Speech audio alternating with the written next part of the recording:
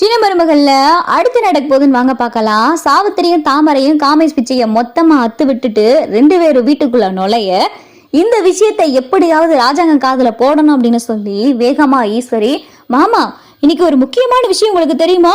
ஊருக்குள்ள எல்லாரும் இதை பத்தி தான் பரபரப்பா பேசிக்கிட்டு இருக்காங்க. இன்னைக்கு பஞ்சாயத்துக்கு நீங்க போகலையே அப்படின்னு சொல்லிட்டு ஈஸ்வரி சொல்ல வரையில அப்பதான் சாவித்திரி, மதனி ரொம்ப அவசரப்படாதீங்க, எல்லா விஷயத்தையும் நாங்களே சொல்றோம் அப்படின்னு சொல்லிட்டு சாவித்திரி, அது வந்துன்னே அப்படின்னு சொல்லி சாவித்திரி சொல்ல வரையில அப்பத்தா தாமரை கழுத்தை பாக்குறாங்க. தாமரை கழுத்துல தாலி இல்ல. அடியே தாமரை, உன் கழுத்துல இருந்த தாலி எங்கடி அப்படின்னு சொல்லி அப்பத்தா கேட்க, அம்மா அதை பத்தி தாம்மா நான் சொல்லணும் அப்படின்னு சொல்லி சாவித்திரி சொல்ல வரையில அப்பதான் தாமரை, மாமா நான் அந்த காமேஷ் பிச்சைய பஞ்சாயத்து முன்னிலையில வச்சு அத்து விட்டுட்டேன் அப்படின்னு சொல்லிட்டு தாமரை சொல்லவும் அப்பத்தா ராஜாங்கம் மோகனா சேது எல்லாருக்கும் பயங்கரமான அதிர்ச்சி. என்ன தாமரை சொல்ற அப்படின்னு சொல்லி ராஜாங்க அதிர்ச்சியோட கேட்க, ஆமா மாமா, அவன் இனி உண்மையாவா மாமா காதலிச்சான், என்னைய பொய் சொல்லி நம்ப வச்சு ஏமாத்தி, அப்படிப்பட்டவன் கூட நான் எப்படி மாமா வாழ்றது? அதுவும் ஒரு பிச்சைக்காரன் மாமா, அவனுக்குன்னு ஒரு வீடு கூட கிடையாது, தினமும் பிச்சை எடுத்து அந்த காசுல எங்களுக்கு சாப்பாடு போட்டு அவனால எப்படி மாமா நீ பாத்துக்கிற முடியும்? அவன் கூட போனா நானும் சேர்ந்து அவன் கூட உட்காந்து பிச்சை எடுக்கிற நிலைமை வந்துடும். அதனாலதான் அவனுக்கும் எனக்கு ஒத்தே வராது. அதான் பஞ்சாயத்து முன்னிலை வச்சு அவனை அத்து விட்டுட்டு அவன் கட்ட தாலியா அவன் முகத்துல தூக்கி எரிஞ்சிட்டு வந்துட்டேன் மாமா அப்படின்னு சொல்லிட்டு தாமரை சொல்லவும் ராஜாங்கத்துக்கு இருந்தாலும் கோவம். அப்பத்தா அடியை பைத்திய காரிச்சி, அவன் பிச்சை எடுக்கிறனா இருந்தாலும் அந்த பிச்சை எடுத்த காசுல உழைச்சுத்தானே உனக்கு சாப்பாடு வாங்கி கொடுக்குறியா? அப்படி இருக்கிறவனை விட்டுட்டு இங்க வந்து உட்காந்துருக்க, எந்த தைரியத்துல இங்க வந்து உட்காந்துருக்க? எத்தனை நாளைக்கு இங்க இருக்க முடியும்னு நினைச்சு அவனை அத்து விட்டு வந்திருக்க? இந்த விஷயத்த இங்க வீட்டுல இருக்கிற யாருக்கிட்டையாவது சொல்லணும் உங்களுக்கு தோணுச்சா? ஆத்தாளு மகளும் சேர்ந்து நீங்க பாட்டுக்கு உங்க இஷ்டத்துக்கு ஒரு முடிவு எடுத்துட்டு வந்திருக்கீங்க அப்படின்னு சொல்லிட்டு அப்பத்தா சொல்லையில அப்பதான் சாவித்திரி, அம்மா நான் எல்லாம் தெரிஞ்சுதான் எடுத்திருக்கேன் அப்படின்னு சொல்லி சாவித்திரி சொல்லையில அப்பதான் ராஜாங்கம், சாவித்திரி நீ செஞ்சது தப்பு அப்படின்னு சொல்லி ராஜாங்கம் சொல்லையில, இல்லனே நான் செஞ்சது தப்பு கிடையாது, என் மகளுக்கு அவன் பொருத்தமானவனே கிடையாது, என் மகளுடைய அழகு என்ன அந்தஸ்து என்ன, அவன் பிச்சைக்கார பையன், அவனும் அவன் முகர கட்டையும் அப்படின்னு சொல்லிட்டு சாவித்திரி சொல்லையில அப்பத்தா, ஏன் அந்த முகர கட்டை உங்களுக்கு இப்பதான் தெரிஞ்சிச்சோ?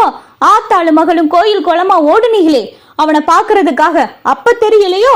உன் மக கழுத்துல அவன் தாலி கட்டையில தெரியலையோ அவன் முகர கட்டை?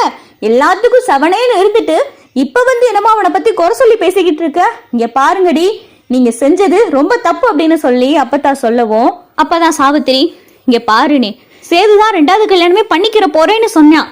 அப்ப என் மகளுக்கு சேதுதான் என்னை பொருத்தமானவன். 1000 தான் இருந்தாலும் நம்ம உறவுக்குள்ள விட்டு போற நிலைமை வந்துடக்கூடாதுல. என் மக சின்ன வயசுல இருந்தே சேது மாமான்னு சொல்லி மனசுல அம்புட்டு ஆசையை வளர்த்தா. தடவை இவ ஆசைப்பட்டு அவனை கல்யாணம் பண்ணிக்கிற போகணும்னு நினைக்கையில சேது அந்த தமிழ்ச்செல்வியை பார்த்து மயங்கி அவளை காதலிச்சு கட்டுனா அவளை தான் கட்டுவேன்னு சொல்லி இவ என் மக விஷத்தெல்லாம் குடிச்சு எம்பிட்டு பெரிய பிரச்சனையாச்சு. அதுக்கப்புறம் கூட உன் மகனை கட்டிக்கிறதுக்காக என் மக தவம் இருந்தாளேனே, இப்ப கூட ஒன்னும் கெட்டு போகல. இப்ப என்ன, சேதுவுக்கு கல்யாணம் ஆயிருச்சு, அப்ப அந்த தமிழ்ச்செல்வியை அத்து விட்டுட்டு 2ஆம் தரமா தானே சேது கல்யாணம் பண்ணிக்கிற போறான். 1000 தான் தாமரைக்கு கல்யாணம் ஆயிருந்தாலும் இன்னும் அந்த காமேஷ் பிச்சை கூட இவ குடும்பம் நடத்தலைல. என் மக இன்னும் கண்ணி கல்யாம தான் இருக்கா அப்படின்னு சொல்லி சாவித்திரி சொல்லி வாய முடிக்கிறதுக்குள்ள பொத்துன்னு பார்த்தா தாமரை மயங்கி கீழேயே விழுந்துருது. தாமரை மயங்கி இங்க கீழே விழுகவும், ஐயோ தாமரை அப்படின்னு சொல்லிட்டு இங்க சாவித்திரி வேகமா வந்து தாமரையை பிடிக்க, தாமரை மயங்கினதை பார்த்ததுமே எல்லாரும் தண்ணியெல்லாம் எடுத்துட்டு வந்து தாமரை முகத்துல தெளிக்க, தாமரை பார்த்தா எந்திரிச்சப்பாடாவே இல்லை. ஐயோ தாமரை உனக்கு என்னாச்சடி தாமரை அப்படின்னு சொல்லிட்டு இங்க சாவித்திரி பதற, சேது டாக்டருக்கு ஃபோன் பண்ணி வர சொல் அப்படின்னு சொல்லி ராஜாங்க சொல்லவும் சேதுவும் டாக்டருக்கு ஃபோன் பண்ணி இங்க டாக்டரை பார்த்தா சேது வர சொல்லிடுறாரு. டாக்டரும் பார்த்தா வீட்டுக்கு வந்துறாரு. என்னாச்சு என்ன அப்படின்னு சொல்லி டாக்டர் கேட்க, தெரியல டாக்டர், நல்லா தான் இருந்துகிட்டு இருந்தா திடீர்னு மயங்கி விழுந்துட்டான், தண்ணியை தெளிச்சாலும் எழுந்திரிக்க மாட்டேங்கிறான், என்னன்னு பாருங்க அப்படின்னு சொல்லி சாவித்திரி கேட்க, டாக்டர் வந்து செக் பண்ணி பாக்குறாரு. பார்த்தா தாமரை கர்ப்பமா இருக்கு. எல்லாம் நல்ல விஷயம்தான், இவங்க கர்ப்பமா இருக்காங்க அப்படின்னு சொல்லிட்டு டாக்டர் சொன்னதும் சாவித்திரி, தாமரை, அப்பத்தா, மோகனா, ராஜாங்கம், சேதுன்னு சொல்லி எல்லாருக்கும் பயங்கரமான அதிர்ச்சி. ஈஸ்வரி மனசுக்குள்ள குளிர்ந்து போயிடுது. அப்படி போடு அப்படின்னு சொல்லிட்டு ஈஸ்வரி சொல்லவும், என்ன மதினி எரியிற நெருப்புல எண்ணெய் ஊத்துறீங்களா அப்படின்னு சொல்லி சாவித்திரி கேட்கவும், அப்படி இல்ல அத்தாச்சி, கொஞ்ச நேரத்துக்கு முன்னாடி பேசுனீங்களே என் மக கண்ணி கழியல, இன்னும் அந்த காமேஷ் பிச்சை கூட சேர்ந்து வாழவே இல்லைன்னு சொன்னீங்களே, அப்ப இந்த கர்ப்பத்துக்கு யாரு காரணம் அப்படின்னு சொல்லிட்டு ஈஸ்வரி கேட்கவும் தாமரை பார்த்தா திருன்னு முழிக்குது. தாமரைக்கு என்ன நடந்துச்சுன்னே தெரியல. அம்மா அப்படியெல்லாம் ஒன்று விஷயம் நடக்கவே இல்லைம்மா, இந்த டாக்டர் ஏதோ பொய் சொல்றாரு அப்படின்னு சொல்லிட்டு தாமரை சொல்லவும், ஏமா நான் பொய் சொல்லவே இல்லை, நான் செக் பண்ணது உண்மை. என் மேல உங்களுக்கு நம்பிக்கை இல்லைன்னா வேற எந்த டாக்டர்கிட்ட வேணாலும் போய் செக் பண்ணி பாருங்க.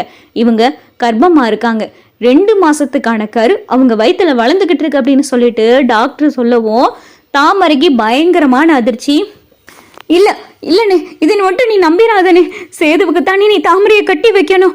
ஒருவேளை டாக்டர் சொன்னது பொய்யா இருந்தா என்னன்னே பண்றது, நம்ம ஒரு நல்ல ஆஸ்பத்திரியா போய் செக் பண்ணுவோம் அப்படின்னு சொல்லி சாவித்திரி சொல்லவும் அப்பதான் ஈஸ்வரி, அத்தாச்சி என்ன பேசிக்கிட்டு இருக்கீங்க, டாக்டரே தாமரைய கர்ப்பமா இருக்கேன்னு சொல்லும் போது நீங்க என்ன வந்துட்டு வேற ஆஸ்பத்திரி போய் செக் பண்ணணும்னு சொல்றீங்க? ஒருவேளை ஹாஸ்பிட்டல் போயும் செக் பண்ணி உங்க மக கர்ப்பமா இருக்கேன்னு சொன்னா என்ன பண்ணுவீங்க அப்படின்னு சொல்லிட்டு ஈஸ்வரி சொல்லவும், அவ வயிற்றுல இருக்கிற கருவை அழிச்சிருவேன் அப்படின்னு சொல்லி சாவித்திரி சொல்லவும் ராஜாங்க அப்பதான் சாவித்திரி அப்படின்னு சொல்லிட்டு கோபமா கத்துறாரு. இங்க பாரு சாவித்திரி, நீயும் தாமரை இப்ப செஞ்ச விஷயம் ரொம்ப தப்பான விஷயம்.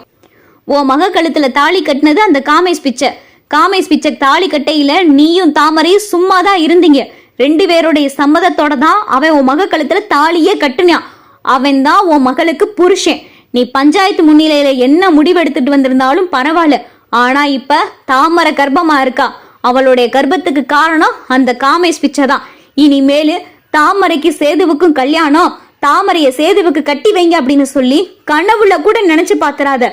சேதுவுக்கு வேற ஒரு பொண்ணை பார்த்து சேதுவுக்கு யார பிடிச்சிருக்கோ அந்த பொண்ணை தான் சேதுவுக்கு கல்யாணம் பண்ணி வைக்க போறோம். இனிமேலு சேதுக்கு தாமரைக்கும் கல்யாணம்ன்ற பேச்சை எடுத்த நடக்கிறதே வேற. இனிமேல் இந்த வீட்டுல உங்களுக்கு அப்புறம் இடமே இருக்காது அப்படின்னு சொல்லிட்டு ராஜாங்க மிரட்டி விட்டுட்டு போயிடுறாரு.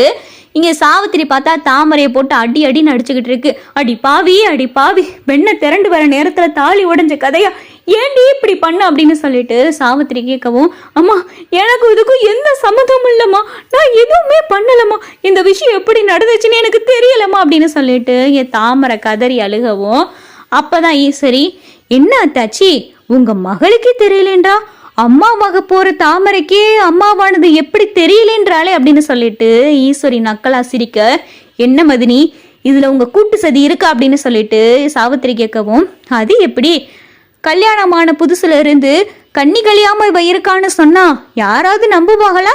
இல்ல அந்த காமேஷ் பிச்சையும் பக்கத்துல இப்படி ஒரு பொண்ணை வச்சுக்கிட்டு அவனும் தான் சும்மா இருந்திருப்பானா? என்ன இருந்தாலும் உங்க மாப்பிள்ளை காமேஷ் பிச்சைக்கிட்டே கேட்டுக்கங்க அப்படின்னு சொல்லிட்டு ஈஸ்வரி சொல்லிட்டு போயிருது.